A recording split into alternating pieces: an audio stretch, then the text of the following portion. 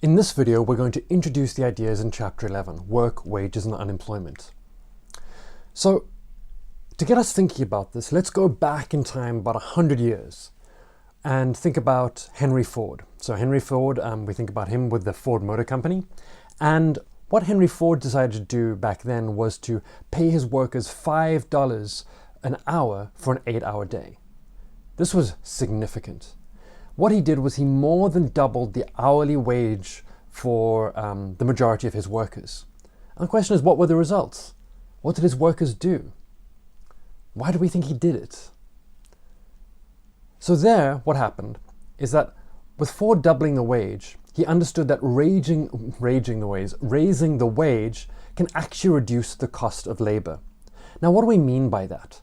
The cost of labor isn't just how much you pay your workers, but how much you are paying in order to get a certain level of effort from your workers.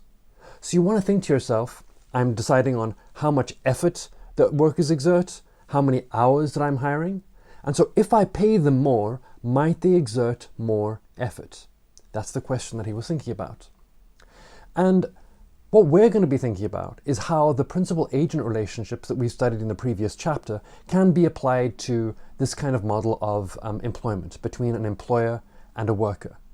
And what you see in the case of Ford was that the increase in the wage dramatically increased the effort from the workers, and it also dramatically decreased the churn of workers at Ford's factories. What do we mean by that?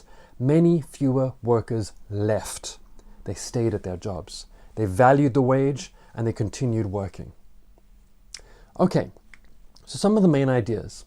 We're first going to explain why the employment contract is incomplete.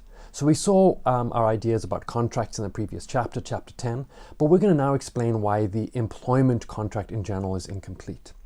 We're going to see how labor markets differ in many ways from other markets in which contracts are complete. So hiring labor is going to be different from buying wheat or corn. When an employer hires a worker, both may be better off as a result of that employment relationship. The employer gets something from the worker, and the employee gets an employment rent.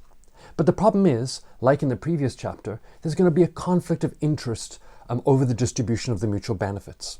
And a more complete contract is going to favor the employer over the worker. Now, how does this work? We're going to see that the employer chooses a wage to maximize their profits, with the threat of termination of the worker. The employment rents that workers receive, those employment rents are going to motivate them to work hard and well. We're going to show that in a competitive Nash equilibrium, the employer exercises power over the worker. And the wage and effort levels at the Nash equilibrium, they are going to be Pareto inefficient. As a result, we're also going to see that there's going to be involuntary unemployment at the Nash equilibrium. So what are we going to see there?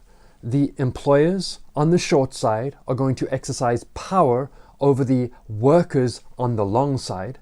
Those workers who get contracts are going to value them and get an employment rent. The workers who don't get a contract are going to be at their fallback position, but they would like to have a contract. There's going to be involuntary unemployment.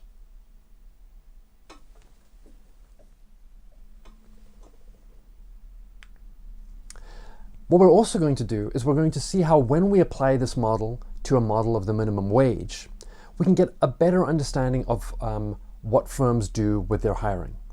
So we're going to try to understand what the consequences are of a minimum wage in a model of a monopsonistic labor market, and we'll explain what those mean later in the chapter. And we're also going to see how we can bring together ideas from our incomplete contracts model of the labor market with some ideas for our product market from competitive markets. We can bring these things together to understand what's going to be happening for a model of the whole economy. We're going to see what's going to happen with unemployment and how that's going to affect a worker's fallback position. We're going to see that when there are lower barriers to entry and there's more competition in markets, what that might do to wages. We'll see how all of these things interact. So that's our path for this chapter. We've got a model of incomplete contracts.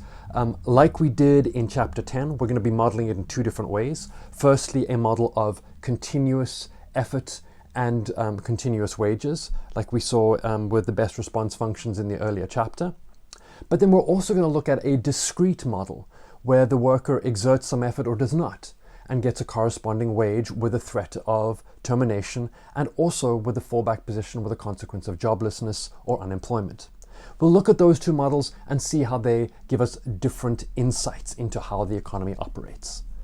But for now, that's the conclusion of our introduction.